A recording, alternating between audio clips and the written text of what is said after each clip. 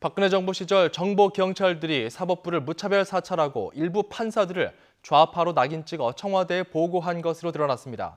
경찰의 사찰 대상이 된 판사들, 보수단체들의 집중 공격을 받기도 했는데요. 전주영 기자가 보도합니다. 지난 2014년 정교조는 법의 노조 통보가 합당한지 다투는 소송 1심에서 패한 뒤 관련 법의 위헌성이 있는지 확인하고 싶다며 항소심 판결 때까지 합법노조 지위를 유지하게 해달라고 가처분 신청을 냈습니다. 서울고등법원은 이 같은 신청을 받아들였는데 당시 재판장은 수석 부장판사를 맡았던 민중기 현 서울중앙지방법원장입니다. 당시 경찰청 정보국은 사법부 판결이 정부 부담 요인이 된다는 제목으로 관리가 필요하다는 문건을 작성해 청와대에 보고했습니다. 경찰은 해당 문건에서 대법원이 이념성을 탈피하려고 노력하지만 좌편향 판결을 차단하기에는 역부족이라고 지적했습니다.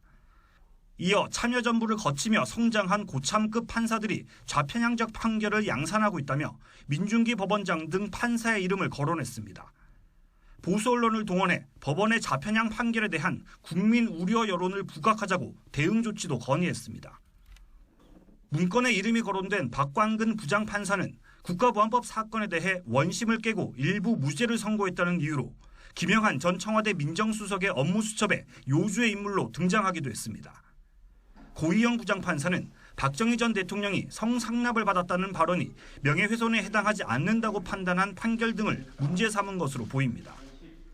이 같은 보고서가 청와대에 보고된 뒤 문건에 이름이 거론된 판사들은 실제 보수단체 등으로부터 집중 공격을 당하기도 했습니다.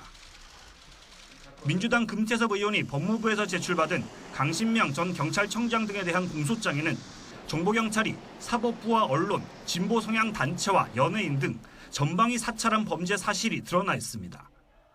검찰은 강신명 전 청장과 형기환 전 청와대 정무수석 등 8명을 재판에 넘기면서 이 같은 사실을 정치 중립 의무 위반 혐의로 적시했습니다. YTN 전준영입니다.